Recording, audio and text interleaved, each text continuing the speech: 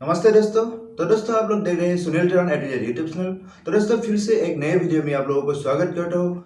तो मैं आज आप लोगों को बताने जा रहा हूँ SCERT DLED एडमिशन के लेटेस्ट नोटिफिकेशन के बारे में, जहाँ पर मैं आप लोगों को बताऊंगा कि SCERT का जो एग्जाम डेट है वो पोस्टपोन किया है क्या, क्योंकि बहुत सारे स्टूडेंट्स कमेंट कर रहे हैं कि एग्जाम पोस्टपोन किया कि नहीं। तो मैं आप लोगों को इसके बारे में बताऊंगा, और SCERT का जो एंट्रेंस एग्जाम का एडमिट कब से इशू करेगा वो भी मैं आप लोगों को इस वीडियो में बताने जा रहा हूँ। साथ ही साथ मैं आप लोगों को बताऊंगा एडमिशन फीस कितना पड़ेगा, यानी गवर्नमेंट इंस्टीट्यूशन और प्राइवेट इंस्टीट्यूशन में आप लोगों का एडमिशन फीस कितना पड़ेगा। इसके अलावा मैं आप लोगों को बताने जा रहा हूँ कि एडमिशन के दौरान आप लोगों को किस किस तरह की डॉक्यूमेंट चाहिए होगा, या अंडरटेकिंग कैसा देना पड़ेगा, मेरिट लिस्ट में आप लोगों का HS मार्क ऐड होगा कि नहीं, या HS परसेंटेज मेरिट लिस्ट में ऐड होगा कि नहीं, ये बताऊंगा। और साथ ही साथ मैं आप लोगों को बताऊंगा SCERT DLED एडमिशन के एडमिशन प्रोसीड्योर कैसा होगा, यानी मेरिट लिस्ट किस तरह से वो लोग पब्लिश करेगा, काउंसलिंग कैसा होगा, और सारा कुछ यानी SCERT DLED एडमिशन के सारा इन्फॉर्मेशन मैं आप लोगों को इस वीडियो में बताने जा रहा हूँ। तो वीडियो होगा बहुत बहुत इन्फॉर्मेटिव, वीडियो एंड तक देखना, और वीडियो अच्छा लगा हो तो लाइक सब्सक्राइब जरूर करना। तो चलिए आगे बढ़ते हैं। बहुत सारे स्टूडेंट्स का एक कॉमन क्वेश्चन था कि आप लोगों का HS परसेंटेज मेरिट लिस्ट में या सिलेक्शन प्रोसीड्योर में काम आएगा कि नहीं, या मार्क्स ऐड होगा कि नहीं। तो बहुत सारे स्टूडेंट ने कमेंट सेक्शन में कमेंट कर रहा था, तो मैं आप लोगों को पहले ही क्लियर कर देता हूं कि आप लोगों का HS मार्क जो है, HS मार्क मेरिट लिस्ट में ऐड नहीं होगा, क्योंकि SCERT का जो लेटेस्ट नोटिफिकेशन है या SCERT का जो इन्फॉर्मेशन जो ब्राउचर है, वहां पर क्लियरली लिखा हुआ है कि आप लोगों का जो सिलेक्शन प्रोसीड्योर होगा, the candidate will have to appear the pre entry test PET 2023 of 100 marks comprising of 100 multiple questions. District-wise merit list of the candidates will be prepared on the basis of marks secured in pre-entry test by the candidates. तो यहाँ पर clearly लिखा हुआ है कि only आप लोगों का जो पेड एग्जाम है, पेड एग्जाम का मार्क्स ही आप लोगों का जो सिलेक्शन लिस्ट होगा, सिलेक्शन लिस्ट वहां पर ऐड होगा, यानी HS मार्क्स यहाँ पर ऐड नहीं होने वाला है। आप लोगों का जो प्री एंट्री टेस्ट होगा, पेड एग्जाम का जो मार्क होगा, जितना ही 100 आउट ऑफ 100 आप जितना सिक्योर करेंगे उतना ही मार्क्स आप लोगों को मेरिट लिस्ट में आप लोगों का स्कोर आएगा। तो वहां पर जितना आप स्कोर कर पाएंगे इतना ही आप लोगों को फायदा होगा, क्योंकि जितना आप अच्छा स्कोर करेंगे उतना ही आपका रैंक ज्यादा होगा। तो सिलेक्शन प्रोसीड्यूर इन लोगों ने बता दिया कि आप लोगों का पहला जो रिजल्ट होगा, रिजल्ट पहला आप लोगों का डिस्ट्रिक्ट वाइज आउट होगा, यानी आप जिन डिस्ट्रिक्ट से बिलोंग करते हैं या जिन डिस्ट्रिक्ट में आप एग्जाम को देने जा रहे हैं, वहीं पर आप लोगों का जो मेरिट लिस्ट होगा, पहला जो district wise merit list out होगा। तो उस डिस्ट्रिक्ट वाइज मेरिट लिस्ट के बाद आप लोगों का जो काउंसलिंग है, काउंसलिंग ऑनलाइन काउंसलिंग होगा, ऑनलाइन काउंसलिंग के बाद आप लोगों का एडमिशन होगा। तो यहाँ पर जब आप लोगों का district wise selection list out हो जाएगा, तो वहाँ पर आप लोगों को काउंसलिंग का डेट दिया जाएगा कि आप लोगों का इतना रोल नंबर से इतना रोल नंबर तक इतने तारीख को ऑनलाइन काउंसलिंग होना पड़ेगा। तो ऑनलाइन काउंसलिंग में आप लोगों का अटेंड करना बहुत जरूरी है। जो स्टूडेंट ऑनलाइन काउंसलिंग में अटेंड नहीं करेगा उन लोगों को एडमिशन मिलना मुश्किल हो जाएगा। तो आप लोगों को ऑनलाइन काउंसलिंग में जरूर अटेंड करना है। तो साथ ही साथ मैं आप लोगों को यहाँ पर बताने जा रहा हूँ कि एडमिशन फीस कितना पड़ेगा। तो यहाँ पर क्लियरली लिखा हुआ है कि आप लोगों का जो गवर्नमेंट इंस्टीट्यूशन है, गवर्नमेंट इंस्टीट्यूशन में आप लोगों का एडमिशन फीस यहाँ पे क्लियरली लिखा हुआ है कि एडमिशन फीस आप लोगों का 50 रुपीज पड़ेगा। साथ ही साथ उसके बाद आप लोगों का ट्यूशन फी देना पड़ेगा 50 रुपीज, और आप लोगों का एग्जामिनेशन फी होगा 800। इसी तरह आप लोगों का जो 100 रुपीज आप लोगों का फॉर्म फिलअप का फीस देना पड़ेगा, और इलेक्ट्रिसिटी चार्ज आप लोगों का 35 और 25 साढ़े सर आप लोगों का स्टेइंग चार्ज देना पड़ेगा। इसी तरह मिलाकर सब कुछ मिलाकर आप लोगों को 1100-1200 के अंदर होगा। तो आप लोगों का जो गवर्नमेंट इंस्टीट्यूशन का एडमिशन फीस है, वहां पर आप लोगों का ओनली 1200 यानी 1500 के अंदर आप लोगों का सारा कुछ हो जाएगा। लेकिन यदि आप प्राइवेट इंस्टीट्यूशन में एडमिशन लेने जा रहे हैं, तो प्राइवेट इंस्टीट्यूशन में इनका फी जो है बहुत ज़्यादा हो जाएगा। वहाँ पर क्लियरली लिखा हुआ है सभी प्राइवेट कॉलेजों में, यानी असम के सभी प्राइवेट कॉलेज जहाँ पर SCERT के अंदर रिकॉग्नाइज है और DLED एडमिशन जहाँ पर होगा, वहाँ पर आप लोगों का एडमिशन फीस होने वाला है 27,000 यानी 27K। आप लोगों को फर्स्ट इंस्टॉलमेंट में 27K देना पड़ेगा, और दूसरा जो सेकेंड ईयर का एडमिशन है उस समय आप लोगों को फिर से 27K देना पड़ेगा, यानी आप लोगों को 54K 2 साल में देना पड़ेगा।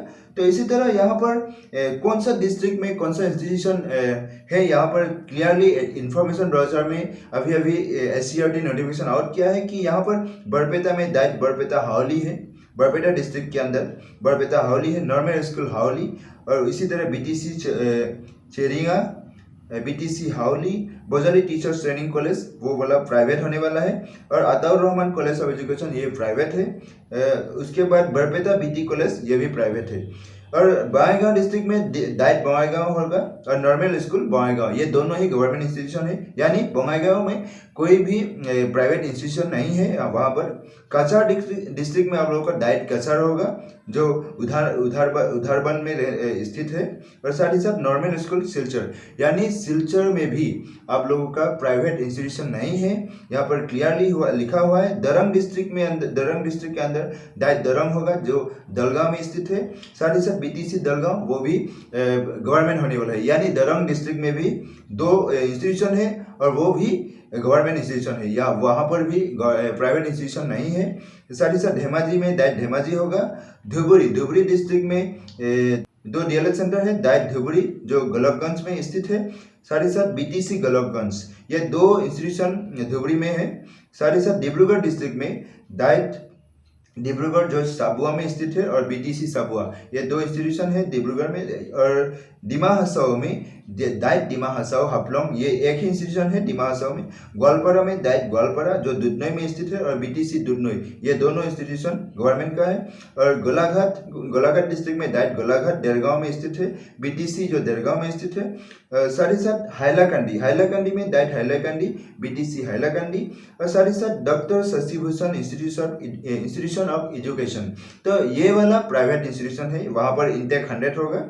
और तिनसुकिया वो डाइट तिनसुकिया एक ही इंस्टीट्यूशन है तिनसुकिया में भी। जोरहाट में आप लोगों का डाइट जोरहाट तीताबर में स्थित है। और साथ ही साथ आप लोगों का नॉर्मल स्कूल जो जोरहाट है वहीं पर भी आप लोगों का डीएलएड कर पाएंगे। माजुली डिस्ट्रिक्ट में एक ही इंस्टीट्यूशन है बीटीसी, वो माजुली का है। साथ ही साथ कामरूप डिस्ट्रिक्ट में आप लोगों का डाइट कामरूप होगा, बीटीसी रंगिया होगा। West Guwahati college of education जो मालीगांव में स्थित है, ये वाला प्राइवेट है। दूसरा चौथा बायहाटा सराली बीएड कॉलेज कामरूप, ये वाला भी प्राइवेट होने वाला है। और कॉलेज ऑफ एजुकेशन बोको जो कामरूप में स्थित है वो भी प्राइवेट है। तो कार्बी आंगलॉन्ग में भी एक इंस्टीट्यूशन है, वो है बीटीसी डिफू, वहाँ पर गवर्नमेंट का है। ये करीमगंज डाइट करीमगंज कालीगंज में स्थित है, BTC Kaliganj. Patharkandi college of education Karimganj, ये वाला प्राइवेट है। यानी करीमगंज में 2 प्राइवेट है, एक है पठारकंडी कॉलेज ऑफ एजुकेशन और दूसरा है विवेकानंद कॉलेज ऑफ एजुकेशन, ये 2 ही प्राइवेट इंस्टीट्यूशन है करीमगंज में। उधर कोकराझार डिस्ट्रिक्ट में डाइट कोकराझार, और दूसरा बीटीसी कोकराझार, तीसरा गोसाईगांव बीएड कॉलेज जो प्राइवेट इंस्टीट्यूशन होने वाला है। लखीमपुर डिस्ट्रिक्ट में भी 3 इंस्टीट्यूशन है, वहाँ पर डाइट लखीमपुर होगा, नॉर्मल स्कूल धुकुआखाना होगा, बीटीसी आजाद होगा।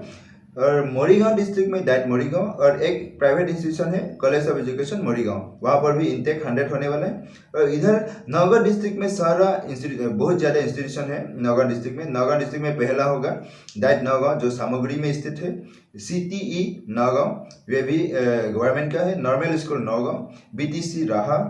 और उसके बाद 3 यहाँ पर प्राइवेट इंस्टीट्यूशन है, वो है कृष्णा बोरा बीएड कॉलेज जो लंका होजाई में स्थित है।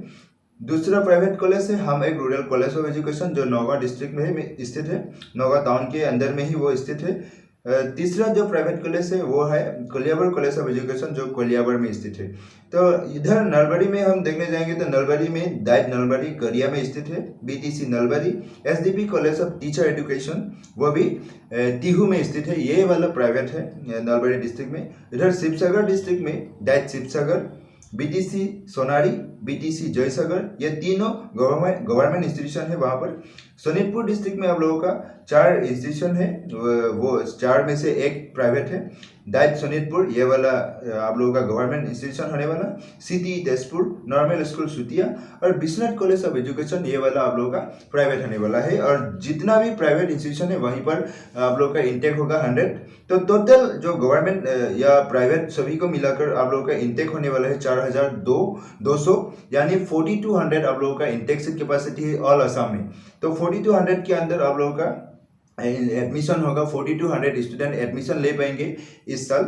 तो इसी तरह यहाँ पर क्लियरली लिखा हुआ है कि आप लोगों को एडमिशन के दौरान आप लोगों को किस किस तरह के डॉक्यूमेंट्स प्रोड्यूस करना पड़ेगा इंस्टीट्यूशन में आप लोगों को। तो यहाँ पर क्लियरली लिखा हुआ है आप लोगों का जो एज प्रूफ के डॉक्यूमेंट्स है, इस एज प्रूफ के लिए आप लोगों को एडमिट कार्ड आप लोगों को प्रोड्यूस करना पड़ेगा जो HSLC का है, साथ ही साथ पास मार्कशीट और पास सर्टिफिकेट और मार्कशीट आप लोगों का हायर सेकेंडरी का देना पड़ेगा।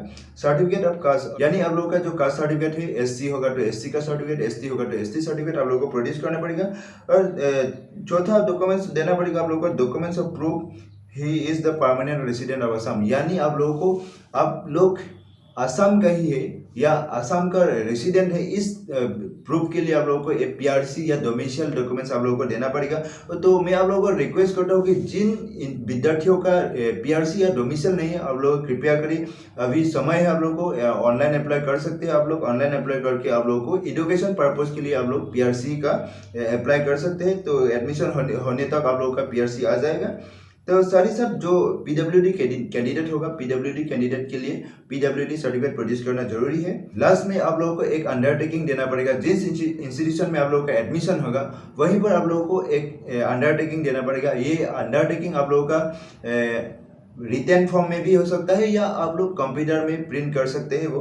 तो वहाँ पर जो अंडरटेकिंग के ऊपर आप लोगों को 10 रुपीज़ का जो कोर्ट फी है, कोर्ट फी वहाँ पर लगाना पड़ेगा। वो 10 रुपीज़ कोर्ट फी आप लोगों को लगाने पर ही आप लोगों का अंडरटेकिंग कंप्लीट होगा। और अंडरटेकिंग में क्या क्या लिखना जरूरी है वो मैं आप लोग वीडियो के डिस्क्रिप्शन में एक लिंक है, वहाँ पर आप लोग अंडरटेकिंग डाउनलोड कर सकते हैं। उस अंडरटेकिंग को देखकर आप लोग कंप्यूटर या हैंड रिटन फॉर्म में आप लोग एडमिशन के दौरान वो अंडरटेकिंग आप लोग प्रोड्यूस कर सकते हैं इंस्टीट्यूशन में, या सबमिट करना पड़ेगा, ये जरूरी है, सबमिट करना पड़ेगा वहाँ पर। तो दोस्तों अंत में मैं आप लोगों को बता दूं कि जो स्टूडेंट 2 या 3 स्टूडेंट मुझे कमेंट किया था कि एग्जाम पोस्टपोन किया है कि नहीं, तो एग्जाम अभी तक SCERT की तरह से कोई नोटिफिकेशन नहीं आया है। SCERT का जो पहला नोटिफिकेशन के दौरान आप लोगों का 1 सितंबर से आप लोगों का जो एडमिट 1 सितंबर से इश्यू हो जाएगा और आप लोगों का एग्जाम होगा 10 सितंबर। तो अभी तक कोई नोटिफिकेशन नहीं आया है। तो आप लोग कृपया करें, फेक न्यूज़ जो है आप लोग कृपया उससे दूर रहे, ताकि आप लोगों का जो प्रिपरेशन है वहाँ पर कोई प्रभाव ना पड़े। तो इसीलिए आप लोग फेक न्यूज़ से दूर रहे।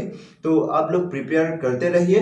आप लोगों का एग्जाम 10 सितंबर को ही होगा, इसमें कोई डाउट नहीं है, क्योंकि SCERT की तरफ से अभी तक कोई भी नोटिफिकेशन नहीं आया है कि एग्जाम का पोस्टपोनमेंट होगा या एडमिट इशू डिले होगा, ऐसा कोई नोटिफिकेशन नहीं आया है। तो इसीलिए आप लोग प्रिपरेशन करते रहिए। एडमिट कार्ड आप लोगों को 1 सितंबर से मिल जाएगा। तो ये नोटिफिकेशन मैं आप लोगों को बता दे रहा हूँ कि आप लोग फेक न्यूज़ से दूर रहे।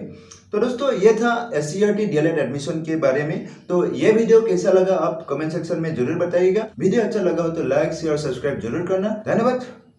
जय हो।